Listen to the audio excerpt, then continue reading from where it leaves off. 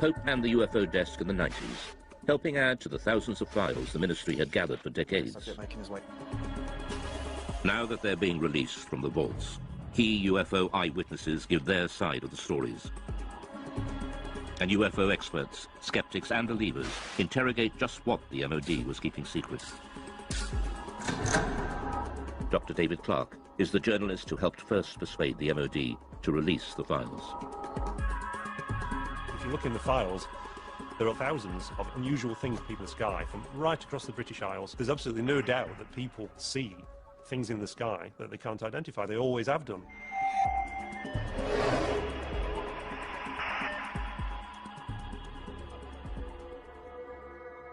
January 6th, 1995. Two experienced pilots of a Boeing 737 carrying 60 passengers from Milan to Manchester report a near collision. It's an incredible sighting of an unidentified flying object which sends the authorities into a spin. In the defence files, there are quite a number of incidents involving near misses between civil aircraft and unidentified flying objects. The most impressive of all was a report that was made by the crew of a British Airways 737. Speedbird 5061, overhead Pennines, 9 miles. They were just about to enter this cloud bank, quite a clear sky, good sort of vision. Suddenly the first officer said he saw this object coming towards him like an illuminated Christmas tree.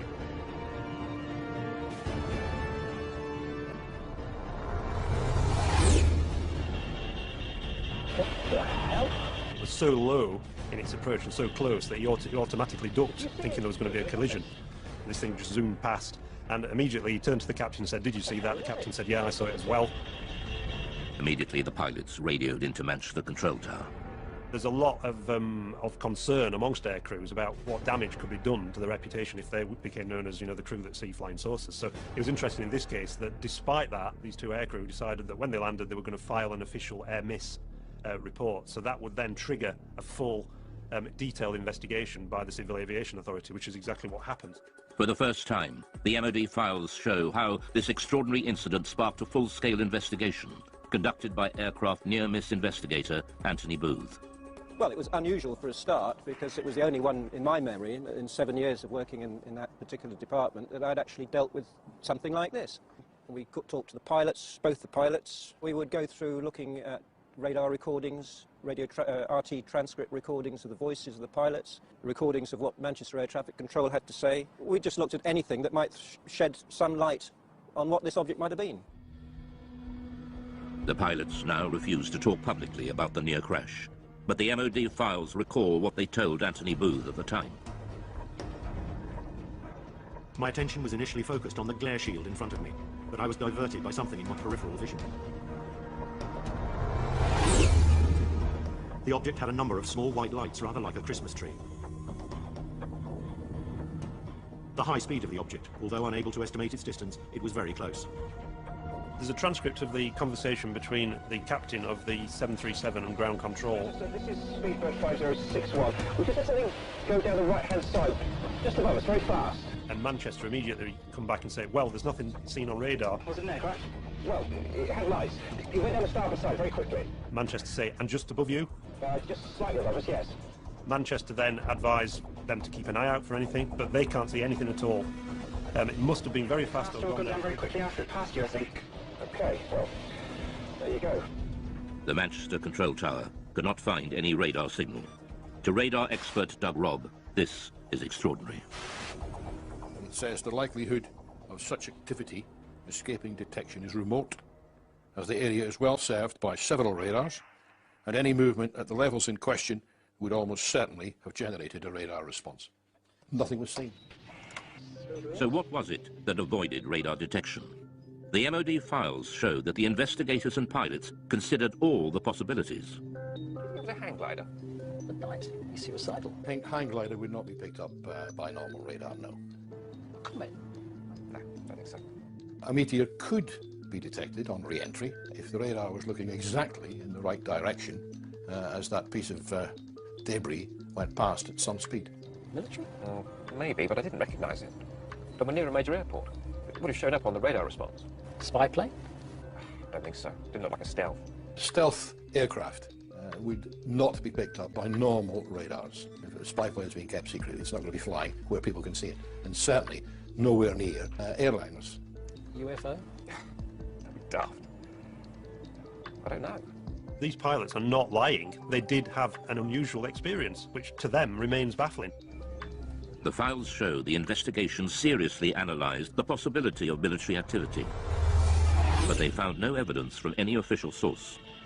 It seems most unlikely that such a flight would have been conducted so close to a busy international airport. So what was it? We revealed the conclusion, locked away in the MOD vaults since 1995, reached by Anthony Booth's investigation. Most of the incidents that we looked at, we could arrive at some conclusion, definite conclusion, but in this case, we couldn't really. We had to come up with an assessment of cause and risk. Both the risk and the cause were unaccessible. Degree of risk, unaccessible. Cause, unaccessible. Really, that statement is really, really unusual to find that in an official air miss report, and it's basically saying we don't have a clue what was seen. What they'll say back at BA. I think they might rib us about this one. At the end of their the summary of the working group's discussions, it says that there is no doubt that these pilots both saw an object and that it was of sufficient significance to prompt an air miss report. Unfortunately, the nature and identity of this object remains unknown. To speculate about extraterrestrial activity, fascinating though it may be, is not within the group's remit and must be left to those whose interest lies in this field. To some ufologists like Nick Pope, the absence of any real conclusion leaves serious and unanswered questions. Now, to me, this was quite extraordinary. UFO does not mean alien spacecraft, but clearly, in some people's minds, whether it was the pilot and the first officer, or whether it was the investigators at the Civil Aviation Authority or the Ministry of Defence, clearly somebody was thinking, well, maybe, just maybe, this is something extraterrestrial. I can't speculate on what it was, I really can't. I mean, I don't know to this day what it was. All I know is that we can't assume we know everything in this day and age. There may be things that we don't know about. The Manchester near-miss investigation shows just how seriously unexplained sightings were taken by the MOD. But the UFO desk had been receiving reports from pilots for decades. The files reveal sightings during World War II, and in some cases these were considered so grave they were referred right to the top of government. The newly released UFO files confirm what many experts suspected. The British government was investigating unexplained sightings as far back as World War II. I don't talk about it too much to people, only close friends who experienced perhaps flying during the war.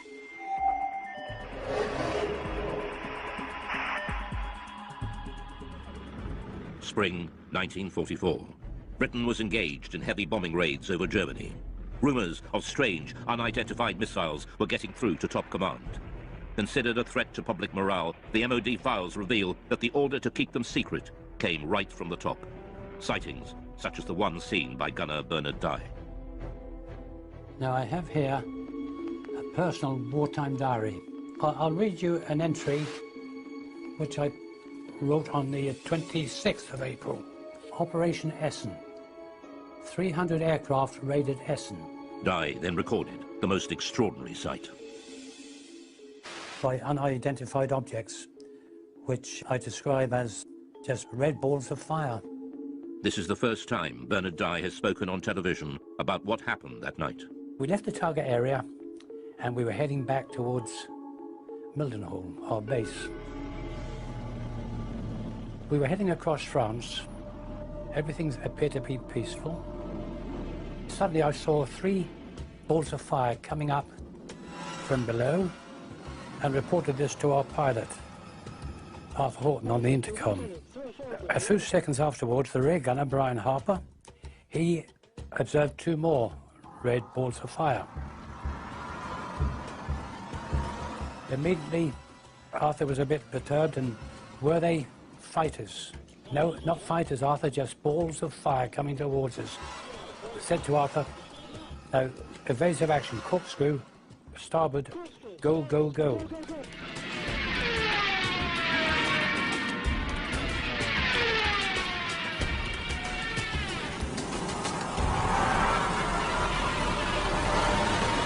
We travelled over 300 miles per hour. The aircraft was shaking like a leaf, and still they were following. The pilot was getting worried about burning the engines up. Engineer, Dave, what about the engines? Never mind the engines, Skipper. keep going, or something to that effect. The words were rather rude. It certainly gave me and the crew the willies to see them. After a short distance, these 5 red objects, they just got slower, and the red lights disappeared into the blackness below, and we got safely home. Well, when we got back to Mildenhall, our base, you know, each crew was interrogated by intelligence officers, and they just laughed at us. And this upset the pilot, and, you know, he said, "You wouldn't bloody well have been laughing if you'd have been sitting with us in the aircraft." What did Gunner Bernard Dye think they were?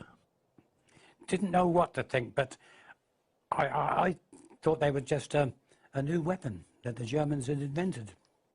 Bernard Dye was not alone. Other World War II aircrew had also reported unexplained sightings, and we now know that at least one of these reports was suppressed, and the order to do so came right from the top. Wartime Prime Minister Winston Churchill was so terrified the report would leak out, he ordered a 50-year blackout. Mr. Churchill declared that the UFO incident should be immediately classified for at least 50 years, and its status reviewed by a future Prime Minister. Churchill's order referred specifically to a late World War II sighting made by a British aircrew returning from a reconnaissance mission over Germany. The files record, "My grandfather was present during a debate about an unexpected incident experienced by an RAF bomber crew."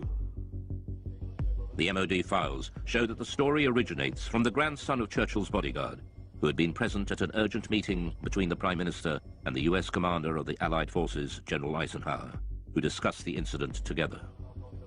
He was writing in to see if the ministry could confirm this story, that this guy who was the bodyguard was present at a discussion between Winston Churchill and Eisenhower about a mysterious incident when the crew of a Royal Air Force reconnaissance aircraft that had seen this metallic object that had appeared by the side of their aircraft, and it followed the aircraft, and it behaved in a way that was completely unexplainable in terms of it being, you know, a German aircraft or any other sort of Nazi flying machine that they were aware of.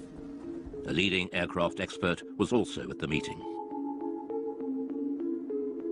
He dismissed any possibility that it could be a missile, since a missile could not suddenly match its speed with a slower aircraft and then accelerate again. Churchill was determined this would go no further. Another person at the meeting raised the possibility of an unidentified flying object, at which point Mr. Churchill declared that the incident should be immediately classified. But the file goes further. One extraordinary line explains just how fearful Churchill was of public reaction to this UFO sighting, if it ever got out. "This event should be immediately classified, since it would create mass panic amongst the general population and destroy one's belief in the church." But the files also reveal that this wasn't the first time Churchill had got embroiled in UFO sightings. In October 1912, there was sightings of mysterious lights in the sky over the dockyards at Sheerness in Essex. Winston Churchill was the First Lord of the Admiralty, and he had to look into this, and Churchill had to admit in Parliament that he couldn't explain what had been seen. The files show that even after the war, Churchill took a personal interest in unexplained sightings. In the aftermath of the sightings in Washington, D.C. in 1952, that made all the news headlines, Winston Churchill again became interested and sent a memo to the Secretary of State for Air. What does all this stuff about flying saucers amount to? What can it mean? What is the truth? Let me have a report at your convenience. Until now, Gunner Bernard Dye never knew there were other World War II sightings that Churchill wanted kept secret at such a critical time in the war. We showed him the newly released MOD file on Churchill. Well, after reading this report, it sounds, you know, really identical to what we witnessed and saw that night. I haven't heard of this before, but it doesn't surprise me that he was told about it, because things happened during the war years, and there were other objects obviously appeared. It's interesting that during the 1940s there were a very large number of sightings reported by aircrew, and there are various Royal Air Force files at the National Archives that detail some of these reports, rocket phenomena they were described as, but they were never able to explain them. And at the end of the war, when they debriefed some of the Luftwaffe pilots, they said that they'd seen very similar things themselves, and they thought they were Allied secret weapons. So is there an explanation as to what the aircrew saw? Dave Clark has his own theory. They just thought that it was a combination of misperception on part of the aircrew, They were expecting enemy action because they were so charged up on adrenaline. UFO or not, the files show that the World War II leaders were desperate to keep such sightings away from the public. The next file reveals how, even decades later, the government was still panicking about UFOs.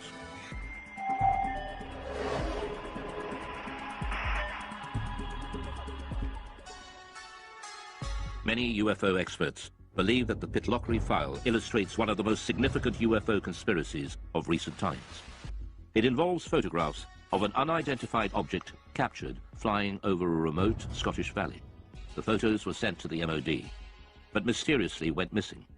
Journalist Mark Pilkington has spent years trying to track down these UFO images.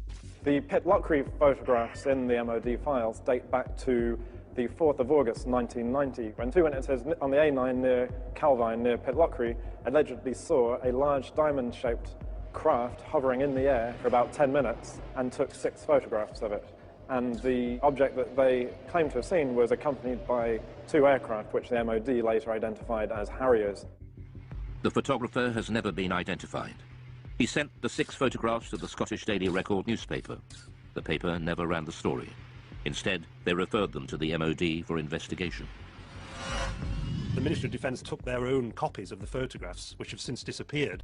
They, according to the files, sent the original negatives back to the Scottish Daily Record, which inexplicably never ran a story on the subject and never published the photographs, and presumably returned them to the 2 men whose names have been removed from the file, so we can't ask the 2 men. So mystery piled upon mystery. All that remains in the files is a photocopy of the alleged photographs. Ufologists later mocked up this photo of what was seen. But Nick Pope dealt with the original photos and file when he worked behind the MOD desk.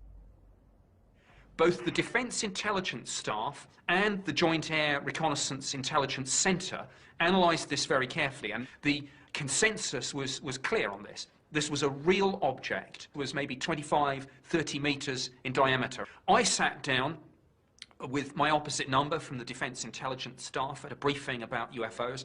We discussed this photograph extensively. This was something that was of defence interest, because clearly it could do something that we couldn't, and we wanted that technology.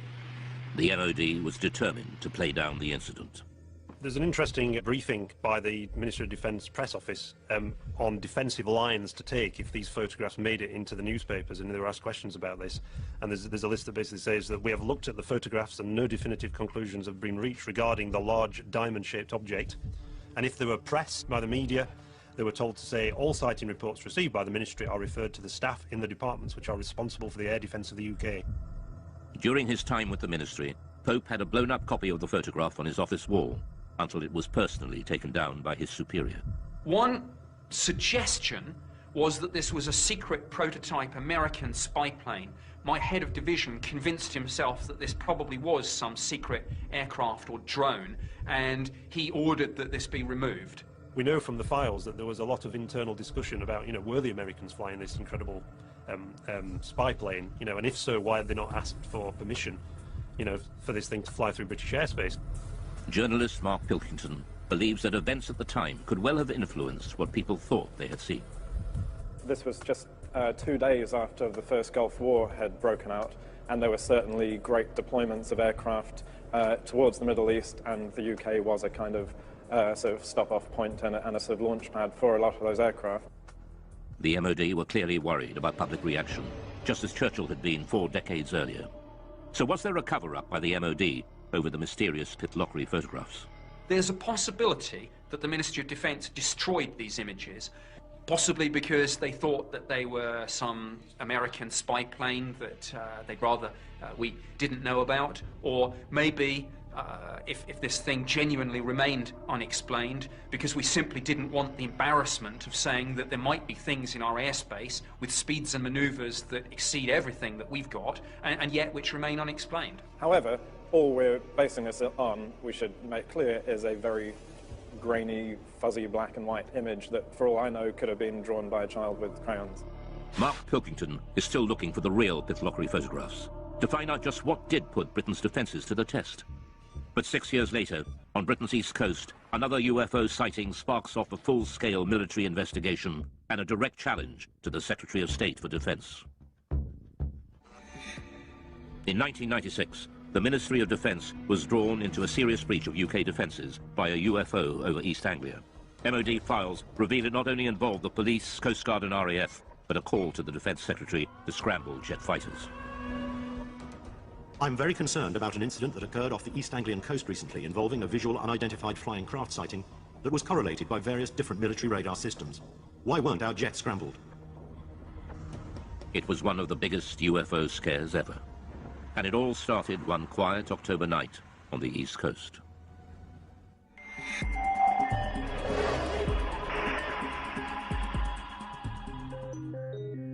It was the police officers, actually, who phoned in the first reports. There's an extract from that. In the early hours of the morning, the police are saying we can see a red and green rotating light in the sky directly southeast from Skegness. It looks to be high in the sky directly over the Wash. Very nice. The patrol officers reported the sighting to the station sergeant. I immediately phoned it through to the Skegness control room, who relayed it onto Great Yarmouth Coast Guard Maritime Rescue, suspecting it might be an incident over the sea.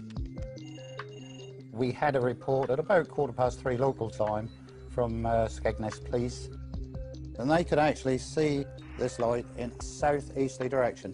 We were uncertain of what it was at the time, and we immediately made a report to the local air defence radars to see if they could see anything.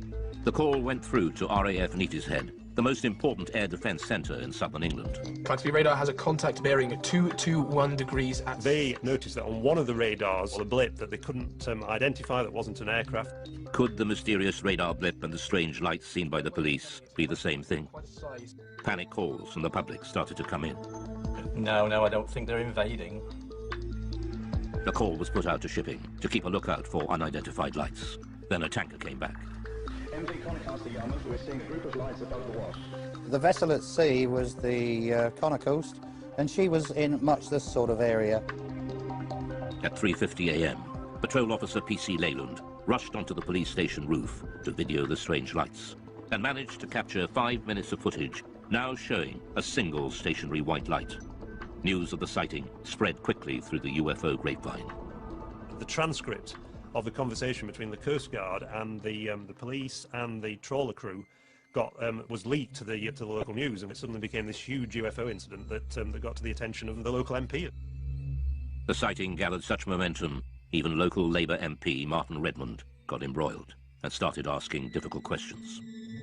Martin Redmond said, look, you've got police officers seeing UFOs, you've got Royal Air Force officers tracking them on radar, and yet you don't even get the aircraft in the air to take a look at this thing.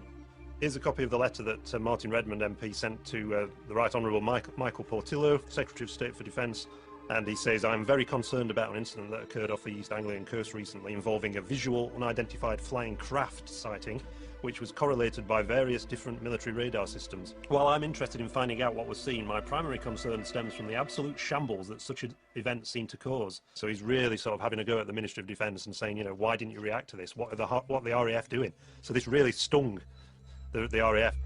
The files reveal a picture of chaos. The letter sparked off an MOD investigation to explain the RAF's resistance. Doug Robb was operations manager on the night. We showed him the MOD findings. He wasn't surprised by the conclusions. This diagram is the radar plots over Boston on that night. And in summary, it shows that Claxby picked up the object, but it didn't move, and it was on land.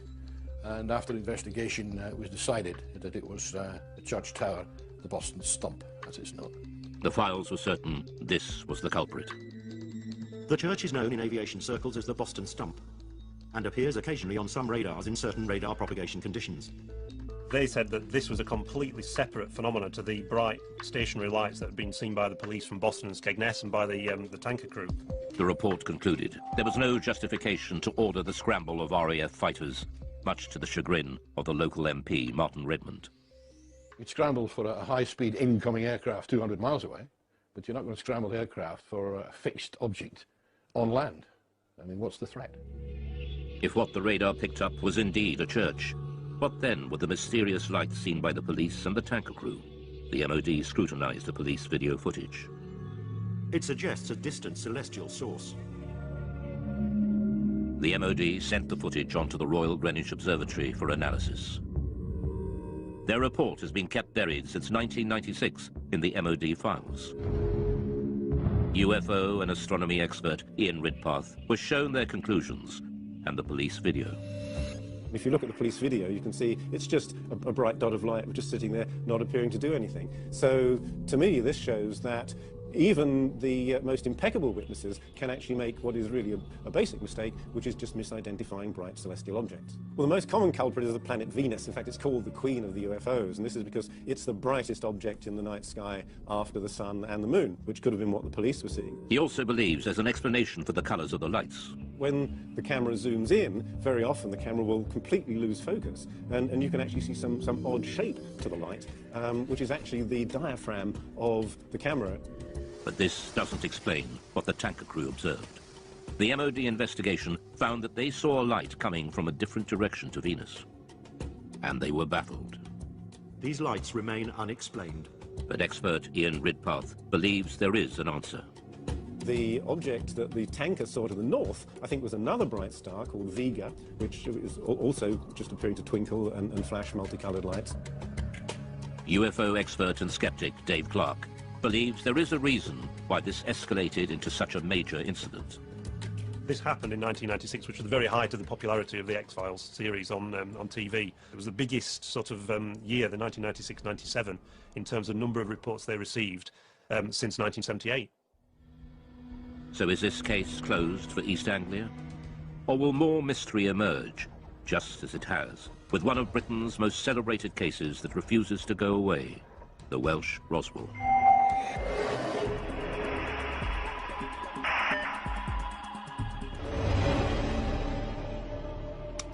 In 1974, in North Wales, thousands of people experienced a violent earth tremor and lights were seen falling from the sky. Some ufologists believe a UFO crashed, and there's been a cover-up ever since of the Welsh Roswell. Oh, a heck of a bang, yes. Oh, yes, it's like a tremor. It was in the house, shook the houses. We're in your houses. It seemed to come right on top of their head until the house was coming down. There were lights coming from the top of the mountain, just up over there. 24th of January 1974 at 21:50 GMT. 5 bodies spectacularly incandescent were observed traversing the sky. New information has been revealed that opens the mystery further. Named as one of the main witnesses in the Berwyn incident is Hugh Lloyd, then a 14-year-old farmer's son. Just after 8:30 p.m., Hugh's family felt the massive earth tremor. It was a frightening experience. Almost 40 years on, Hugh still remembers that day as if it were yesterday. It was like this thud, and straight away the whole place started shaking very violently. The light flickered in the lights in the picture on television, snow on the screen. But we were all frightened. We didn't have a clue what it was. And Enoch said it must be an explosion, and then the phone started ringing. Hello? Like neighbours, phoning to ask, did you feel that? And then roughly about 20 minutes, there was a knock on the door. And there was a police officer there. And he said, we've had reports there's a plane crash that's come down on the Berwyn, and we'd like to commandeer your Land Rover to go up there. Me being 14, I said, well, Enoch, you better drive it.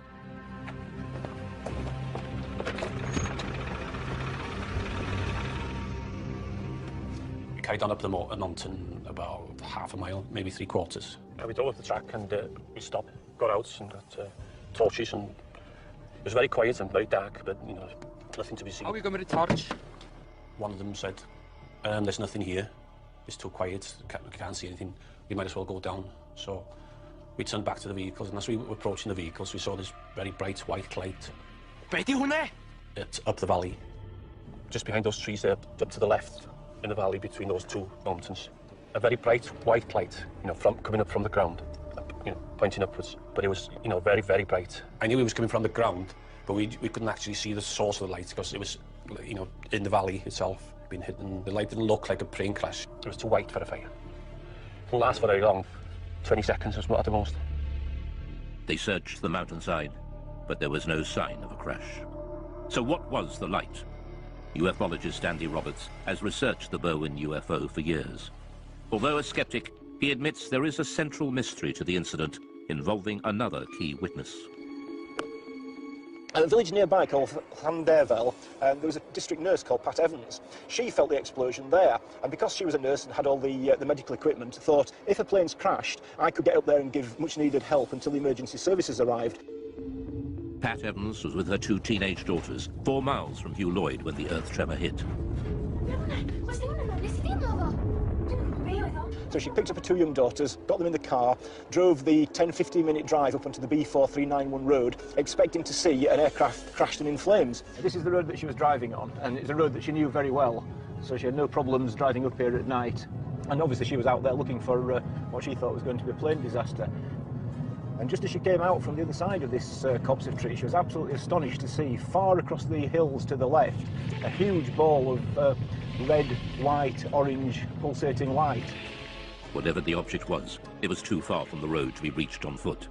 Pat and her daughters watched, astounded at the ball of light, slowly pulsating and changing colour.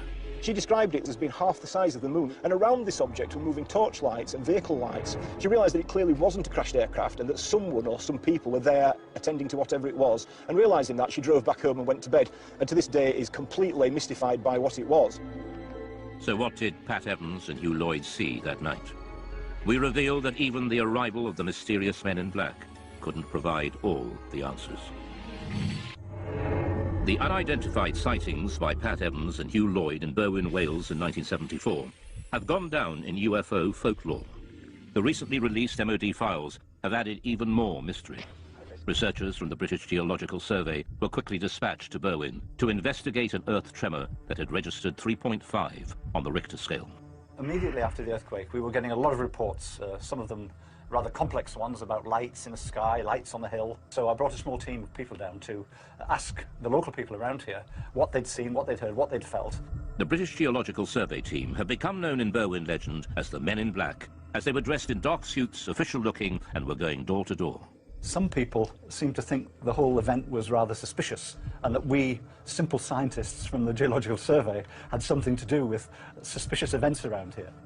Files containing Chris's notes recall his interview with nurse Pat Evans, who saw the unidentified light. I have here the notes that I made when I talked to Pat Evans. She felt the shaking, but also she was very concerned about lights that she saw in the sky. She thought there was a big red light, like a glowing red fire. This is a copy of one of the maps that we, with our team, used when we were going around the area talking to people, and we were able, therefore, to put on the map exactly where we got that interview from, and therefore exactly what that person saw, heard and felt. This British Geological Survey map, buried in the vaults, is a revelation. It shows the anomalous lights seen by Pat Evans and Hugh Lloyd both appeared in the same small area of hillside at the same time. Ufologist Andy Roberts returns to the same spot on the mountainside where Pat and her daughters saw the UFO, and where Pat Evans told her story to Andy Roberts in 1998. When I brought Pat Evans up onto this mountain road in 1998 and she told me her story then, I photographed her, and the photograph that I took showed her pointing to where she saw what she saw in 1974, and judging by this photograph, she was pointing over there, and which we know is where the police and farmers were searching that night. Pat Evans was on the Llangannock to Welshpool Road, which is just, well, just beyond the forestry there. So if she was there, she probably saw the same lights as we saw. You know, because she's dead in line. I'm sure, I'm nearly positive that's the same lights as she saw. The recent files show the MOD's explanation for the sudden explosion and mysterious lights. Subsequent search of the hillsides in question revealed no sign of impact, however. The Meteorological Office considered that these sightings could have been occasioned by a bolide, that is to say a meteor which enters the Earth's atmosphere and burns up before reaching the ground. A private investigation done on behalf of the British Astronomical Society concluded, however, that the meteor may in fact have disintegrated over Manchester and that its appearance was preceded at 8:30 p.m. by an earth tremor in the Berwyn Mountains with which it has no connection. In regards to the UFO phenomenon. So if you capture anything amazing, submit it to us via Skype, Facebook, Twitter, and we'll be checking out your incredible videos. Keep your eyes on the skies, everybody. My name's Blake Cousins, and we'll see you again next time. All right, we're here going up the world's steepest road in the United States of America. And let me tell you, it's a hairball situation. I'm gonna put it into third gear and we're gonna take this all the way. Like I said, world's steepest road in the state of the United States of America. Here we go, let's gun it. Everybody hang on now. Okay. Now this is about almost, I'd say 60% incline right there, and we just hurdled it. Now look at this. We're in four-wheel drive lockdown in our Wrangler, and it's pretty much handling it quite well.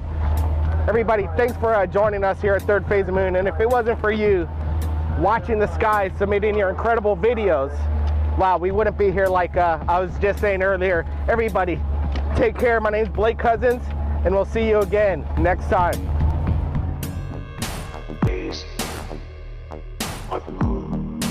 This is Blake Cousins, founder of Third Phase of Moon. Welcome to the show, Blake. Hey, thanks, Dr. J. Great roundtable tonight. I wanted to get to, we're working on something special, something incredible. It's DARPA. What's DARPA up to? We at Third Phase of Moon want to find out what's going on at the Defense Advanced Research Projects Agency. DARPA is up to something big. They've been doing this since 1958. Their headquarters are in Arlington, Virginia, and they have 240 employees, and they have $1 billion budget. These aircraft that DARPA's using and building from reverse Elling technology, it's something incredible, something that needs to be investigated. We're looking for people that are on the inside of DARPA. There's only 240 employees. What's the turnover rate over there? Somebody has had to been fired from there or want to speak out. We're looking for DARPA employees that want to talk and share what's going on over there, because something's going on. These aircraft are something straight out of a Star Trek movie, but they don't look like UFOs. UFOs and these other videos that we get right here at Third Phase Moon, they're unconventional. DARPA keeps it conventional, but still there's that edge. Is anybody on the... What do you think about I've that? actually worked on a few DARPA projects, and usually they're cutting edge. The stuff that I was doing was semiconductor stuff. Typically, always trying to push the envelope, and that's typical with DARPA projects. Is they're always trying to push the envelope of whatever particular technology. So DARPA, I think what they're doing is reverse engineering. Obviously, I think it's a given. Obviously, we've had craft since at least 1936. Hitler had. We've had them since 1942, the Cape Girardeau incident in Missouri, unless you want to go back to the 1896 case in Aurora, Texas. But obviously to say that we have had ET craft and have not reverse engineered them would be very stupid. Well, that's, if you want to look for the ET connection, if you look at Corso's book, The Day After Roswell, he says that the technologies that were released were semiconductors, night vision, and lasers, right? Exactly. There's a trifecta. Kevlar, right? Kevlar too. Well, Kevlar, yeah. But from my standpoint, I happened to be in the optics industry, which dealt with semiconductors, lasers, and night vision. So that was kind of, And he seeded that technology into what we're using and right DARPA, now. Of course, feeds it. They basically do they fund the high tech, the state of the art stuff, and then that all filters down. Mr. Kelly, let me ask you. So you say yourself you worked on the DARPA project? I worked on when I was in the optics industry. Making parts for photolithography systems and stuff like that, microphotolithography, semiconductors, servicing the semiconductor industry. Several projects that came through there over the years were DARPA, but typically, I can tell you exactly what they were. They had to do with printing the mask of the semiconductors. In other words, the master patterns for the photo masks. And let me ask you, Mr. Lee, thanks for coming back on Third Phase Moon. There was a lot of comments on the Illuminati came forward, and you gave a lot of information. People were really interested in your insight. But when the annual budget claimed by Wikipedia is that it's $1 billion and there's only 240 employees, That's accurate? Blake, let me jump in for that. I gotta tell you, is obviously what's written as the budget is not the real budget. And I know this for a fact because this SEAL, who's not into conspiracies or anything at all, he was just a normal Navy SEAL who was in Vietnam from 66 to 69.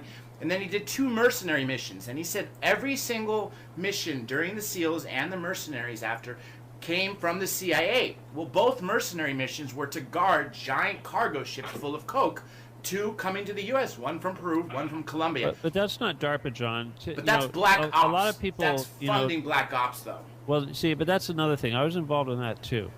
But the DARPA thing is different. DARPA really does go out to industry in the form of grants and contracts to make advanced stuff. And assemble advanced stuff, and so it's very much a technical construction arm of the, and if you will, a de-engineering arm too, no doubt. Certainly, obviously, they were de-engineering equipment, and that's why they were able to direct this. They knew what to build. They could write these specifications, advanced specifications, because they knew what direction they were trying to head with this stuff.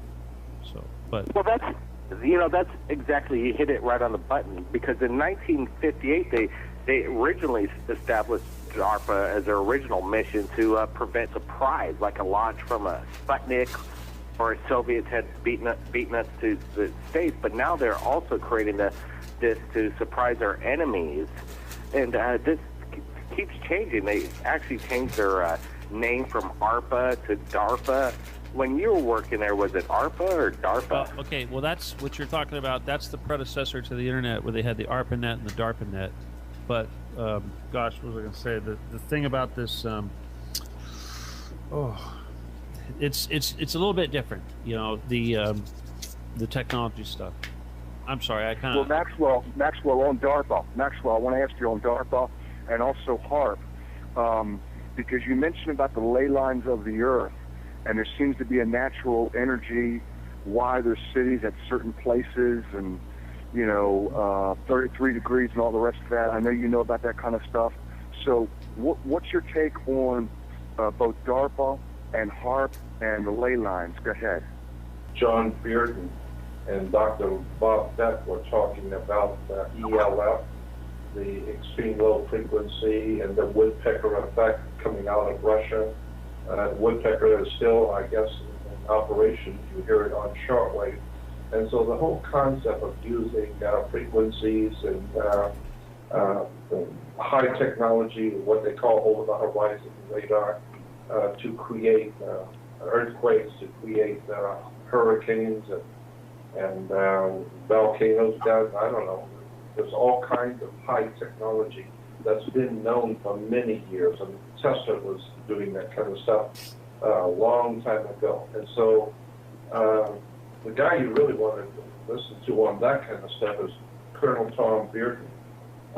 You can find him on the web and just listen to some of the stuff he's talking about DARPA, but he's talking about the occult and heavy-duty stuff that this government and other governments around the world are actually doing. And I would throw in something that you might want to look up. It's called the woodpecker. A lot of people may not know what I'm talking about, but it's a very interesting subject. Just look up woodpecker effect, and you will see that both Russia and America have been using this kind of high technology, ELF, extreme low frequency, to cause people to go crazy, causing people to get angry, causing people to become confused electrically. So all of this stuff has been known, I mean, I'm sure it was enforced as far back as maybe the 40s and 50s, but it started to come out in the 70s. This high technology using electronics to confuse people, to cause strange cloud formations, and of course that brings in HARP.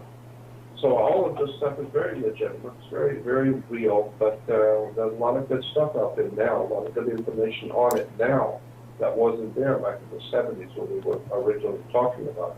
Look into Bob Beck, guys. Yeah. He's Yeah, really Congress sent Bob Beck to Russia to investigate the woodpecker, and he basically smuggled some gear in there that allowed him to analyze the frequency and figure out what was going on. And he was a dear friend of mine for many, many years. Yeah. He was a friend of mine too, George. Yeah. He used to hang out at my shop and buy lasers for me to use as pointers at his lectures. Yeah. Yeah. I loved him. He was a wonderful, wonderful man. He always wanted the most powerful laser. You know, it had to be twice as powerful as what anybody else had. They keep changing their story and their name. If you've worked for ARPA or DARPA, we'd like to interview you on Third Phase of the Moon and find out what's going on behind the scenes. Everybody keep your eyes in the sky, and if you captured anything amazing, send it to Third Phase of the Moon via Skype or Facebook. My name's Blake Cousins. We'll see you. Wow, look at it light that up. Wow. Welcome back to Third Phase of the Moon. My name's Blake Cousins, and we're going over breaking news that we just released on YouTube Third Phase of the Moon. We're just about to hit 100 million views on our YouTube channel alone. Everybody subscribe to get the latest breaking news about UFOs from around the world. I just wanted to go over an incredible video just in tonight. We're going to discuss it with Dr. J. Andy Elias and former FBI agent Ben Hansen. He went over this video that we're looking at right now. Incredible footage captured from within a plane of what looks to be mysterious lights below. Dr. J, I wanted to get your opinion first of what you thought of this video just into Third Phase.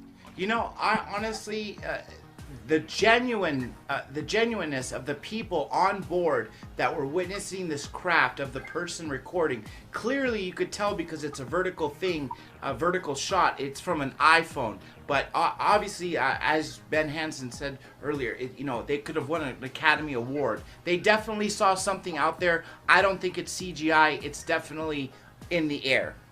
Well, the first thing that I noticed with this is it caught my attention that the light was moving a little bit. It didn't look like it was in conjunction with the camera shake, and I thought, well, this could be CGI, computer generated imaging that is showing what we call an error in tracking. It's when you animate something, you have to anchor it to the rest of the objects or the background in the film. And I was thinking that this object wasn't tracking correctly at first. But the more I looked at this, I realized this didn't appear to be the issue. In fact, it looks as if the light and the way that it wobbles a tiny bit in the first of the 3 videos probably is only due to something we call shutter roll. This is a rolling shutter effect with the CMOS sensors in a lot of cameras. And what ends up happening is sort of a blurring effect, or it looks like the image is wobbling. So the reactions of the people seem pretty genuine to me.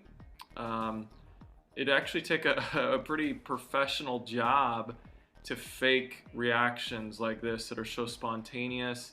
They seem appropriate with the background of the chatter and everything you're hearing on the plane. It wasn't over dramatized. They didn't act as if they were reading from a script. It sounded very legitimate and real to me. So my opinion is that whatever's captured in this video most likely is happening in camera. It's going towards it. Oh! Oh man, look at that! Do you see that? Mm-hmm. Yeah, we're looking at the videos, and now we're about to enhance it and zoom it in about 2,000% and put some brightness contrast to this, so we could even get a better look at these videos that came in. And there's some new information about what was going on in regards to this, and we can all hear people's reactions in real time. This is something incredible, but they were on their way from a business trip from Vegas to Chicago, and they're thinking this is closer to Vegas. So, and it was shot in what was it, March or May 9th, 2013. So there's old UFO videos out there. He said he couldn't share it with Third Phase of the Moon because he had a hard time editing these 3 clips together and zooming in on the UFO. And that's what we do here. What we do here at Third Phase of the Moon is analyze these videos. What do you think of looking at the trifecta, John? Like you see it from one light and then it transforms into a triangle formation.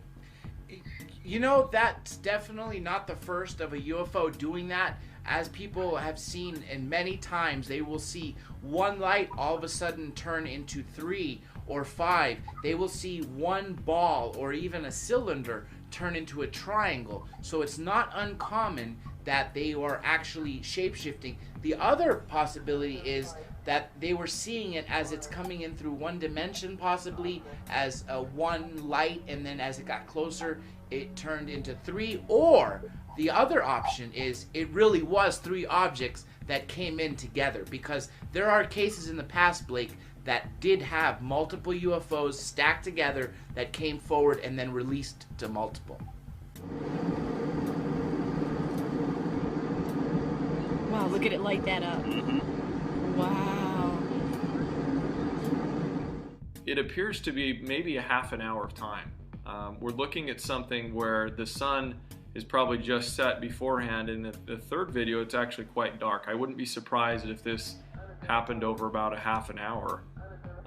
In the last videos, though, what you'll see is part of the reflection of the inside of the plane. So the other passengers, you're kind of seeing them, you know, backlit and reflecting.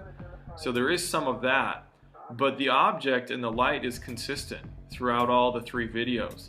That there's something illuminated makes me believe that this is actually happening down beneath and outside of the plane, not an artifact of camera reflection or something inside.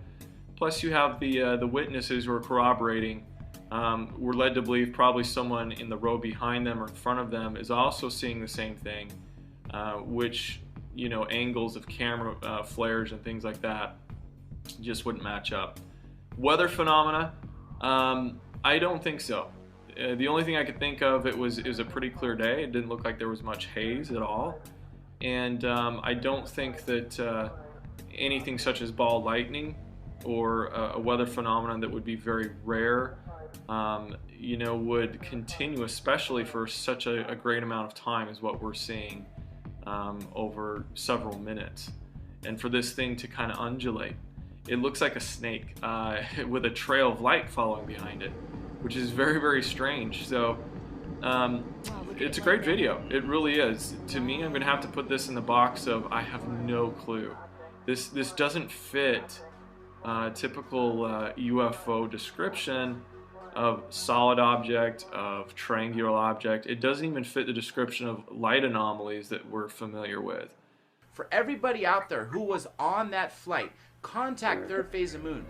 Whether you were a witness that just heard people saying they saw something, or you were one of the people actually looking out the window, contact Blake Cousins in Third Phase of Moon.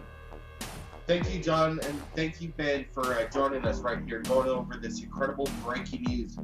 Everybody look at the videos. We've contrasted it, again, zoomed in, listened to the reactions, and if anybody has old footage, you know, whether it goes back to the 60s, Super 8, high VHS, Super VHS, we want to go over it, look at it, zoom in on it, because I know there's an archive of UFOs still waiting to be seen and shared to the world. Everybody keep your eyes on the skies. My name is Blake Cousins. We'll see you again next time.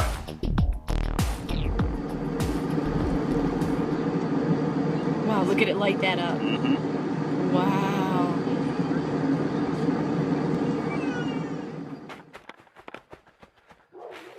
There they go. Blake Cousins here, Third Phase of Moon, with breaking news. Ed is in contact with us right now. He's just shared incredible video of what looks to be a star ship, a beam ship of some sort, shooting vertically in the night sky.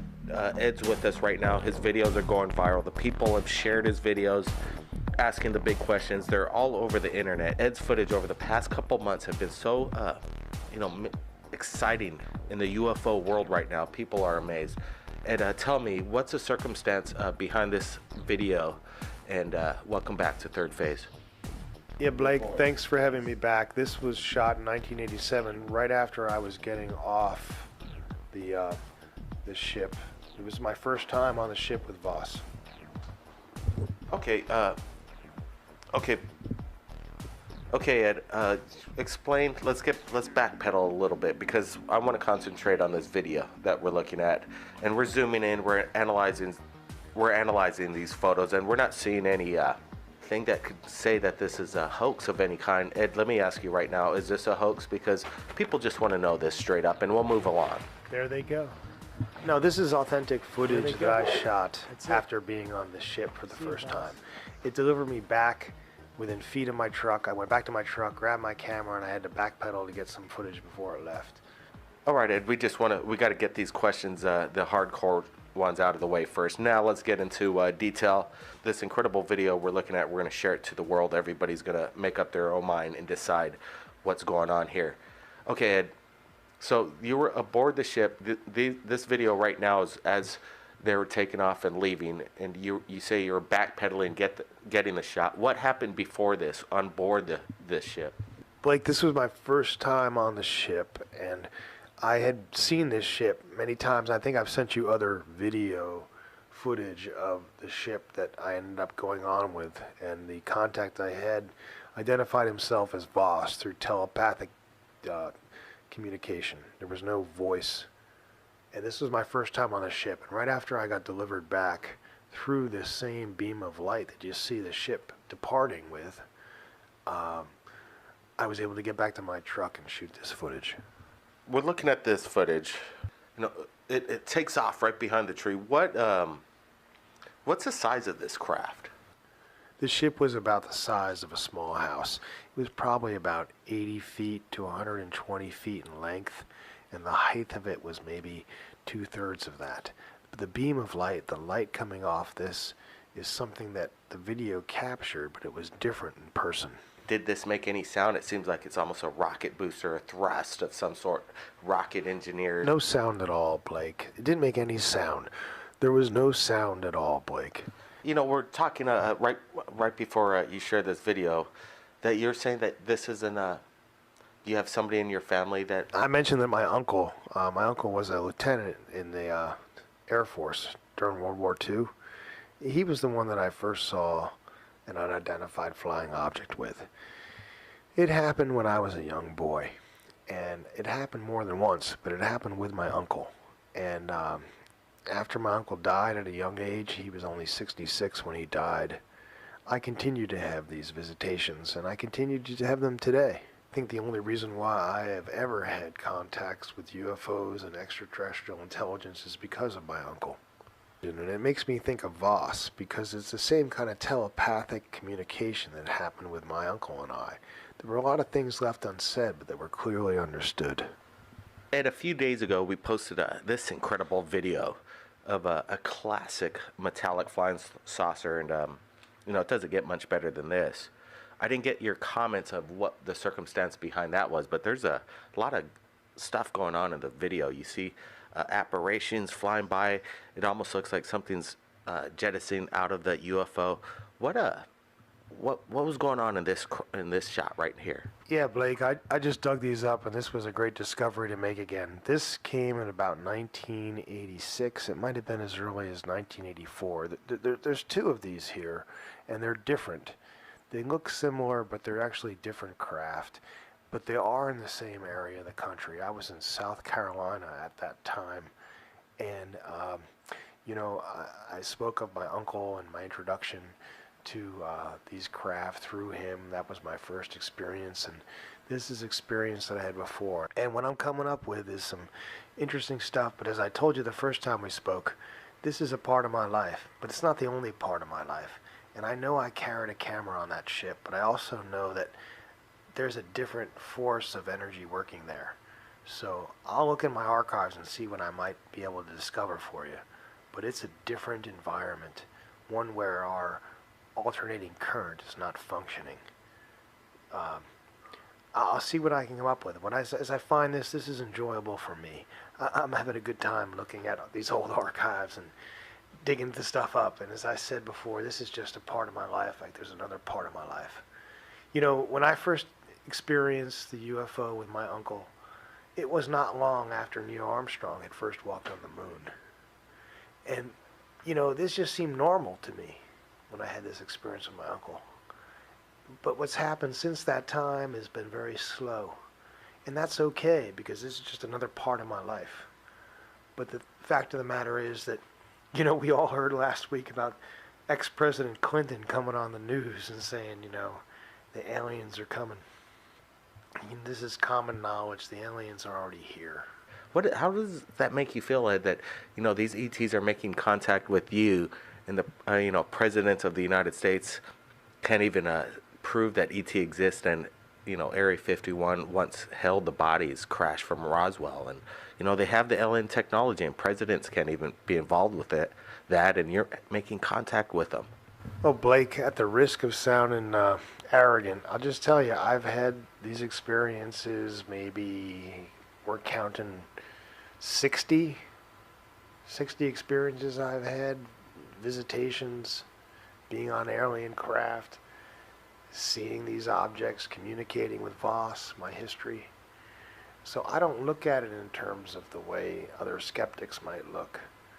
And I truly believe that this is much bigger than any Area 51 or whatever happened with the president. This is much bigger than that kind of detail. They brought me on the ship with Voss, escorting me into another room where they presented to me an image that I saw. I can only describe it as being a hologram, where this image was floating in free space, and this image was me, and it was who I was. That's what they were communicating to me telepathically. They were saying to me that this is you, and this definition of me through this hologram image that was like a DNA chain, a mathematical formula of my genotype, and what they were communicating to me was that this was in compliance of what they wanted to be. This was welcoming to them. This was friendly to them. This was what they wanted, and this was positive, and they were almost congratulating me for who I was. We want the details, Ed, and these photos and videos that you continuously submit. We're looking forward to you keep digging into your archives and sharing what it is. You have Super 8s. You need help to recover some film. We'd love to do that. Ed, thanks again for joining us at Third Phase Moon. You keep in touch. It's my pleasure, Blake. I appreciate Third Phase of Moon and your forum for me to share my archives with, and I'll keep looking to see what I have. Maybe I have something that you're interested in, and we can share with other people. Thank you. Thank you, Ed. And wow, we just wanted to do it like we do it at Third Phase of Moon. Share it in real time, liquid information. It's like a faucet of water, continuously streaming live to the people around the world. Everybody keep your eyes on the skies. And if you've captured anything amazing in regards to the UFO phenomenon, submit it to Third Phase via Skype or Facebook. My name's Blake Cousins. We'll see you again next time. There they go. There they go. That's it. See you, boss. By popular demand, we are pleased to announce the Third Phase of Moon album is finally featured on iTunes. With all your favorite songs and themes you hear on the top UFO channel on YouTube, Third Phase of Moon. Out of This World soundtracks composed by master artist Paul Barrett. With 12 remastered and extended cuts to enjoy. Download them now, exclusive on iTunes. Click the link in the description below. Now listen for yourself, heard by millions around the world, Paul Barrett's album, Third Phase of Moon.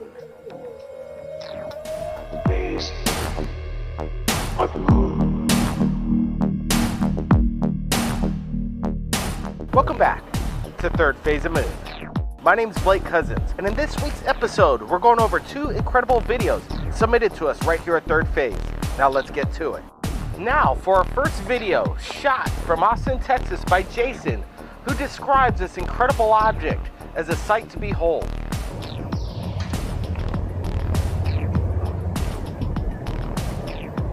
Notice the light blinking underneath the craft. This isn't no FAA regulated lights. What is this object?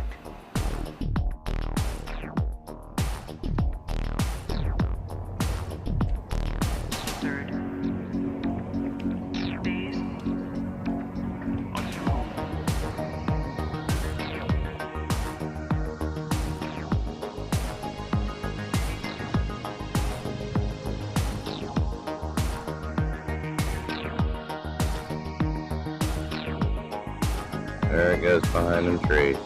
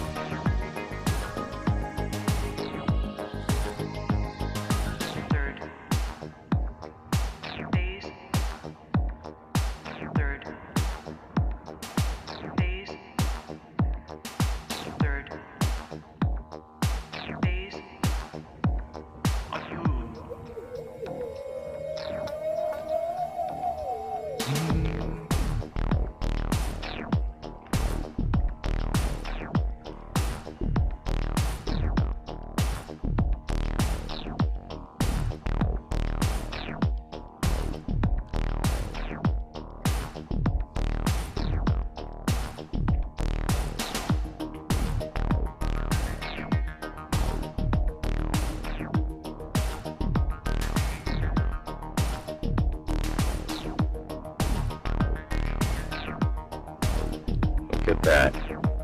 No way a UFO would need landing lights.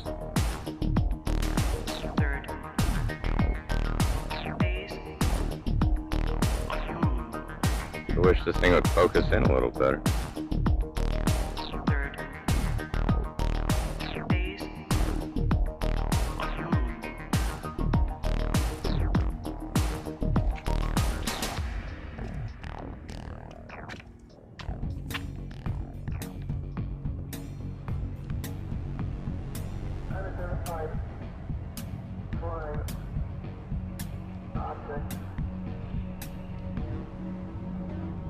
And there he goes behind the trees.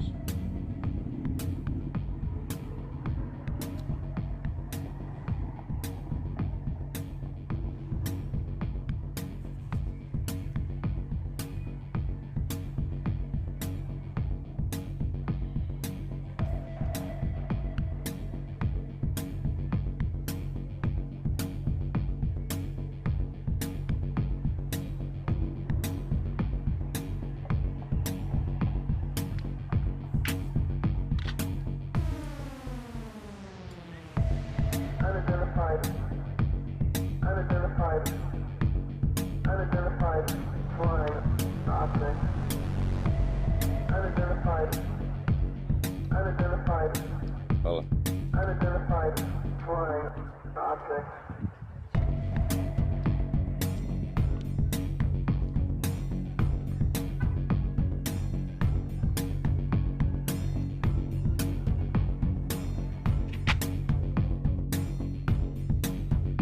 It's going into that light. Hard to see.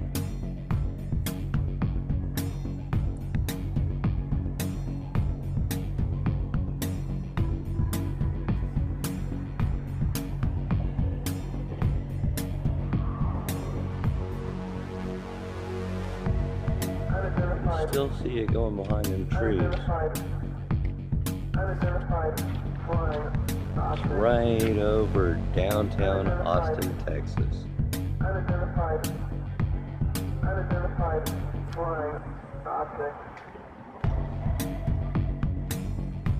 And I can't see it anymore. Still see it on film though. It's gone though, I can't see it at all.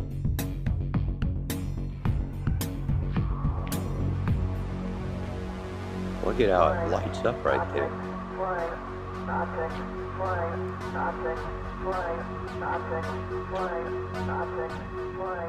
What do you think that could be?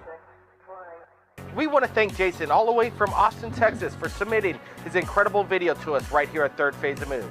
Now for our second video, we received a call from Amanda all the way from Michigan while we're live on the radio show, and she submitted this incredible film. Take a look at it. Unidentified flying object. When I first received the video, I didn't notice and realize what Amanda was explaining to me on the radio was that there was a massive skyscraper-sized UFO, triangular in shape, hovering over this mansion.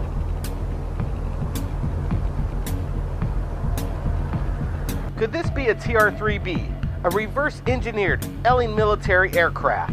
You decide.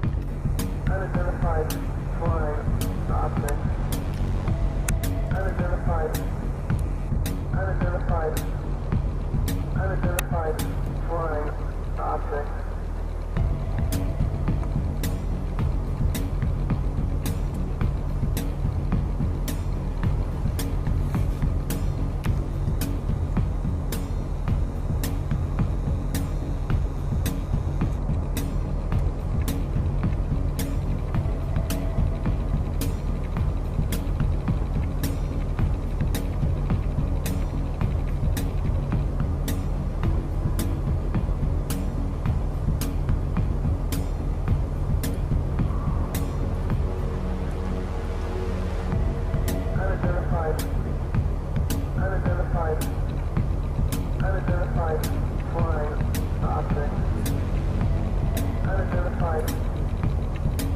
Unidentified flying object. Unidentified flying object.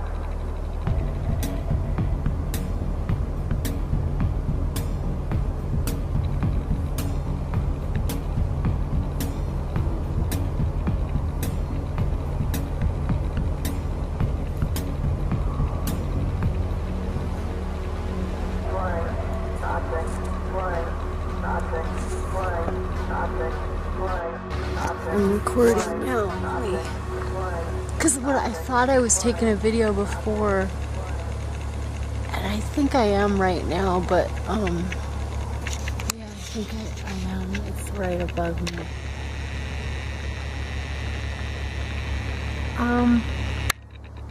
It's hard to tell how high it is.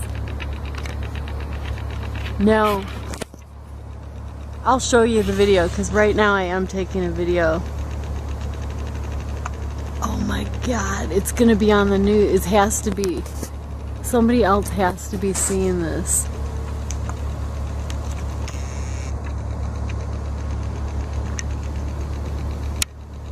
I'm in Novi, like in my brother's neighborhood. It's weird because, yeah.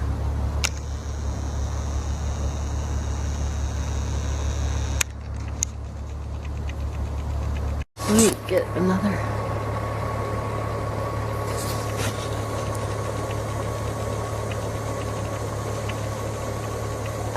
I wish you were here. You would be freaking out.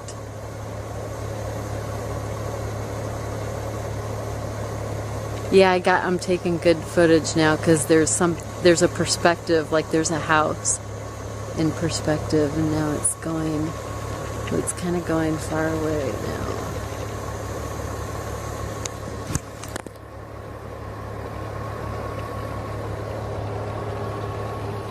Oh, it's kind of leaving.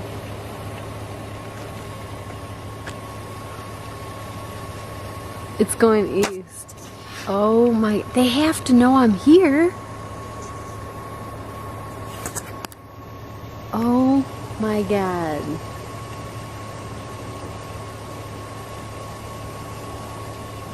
I'm seeing my first UFO.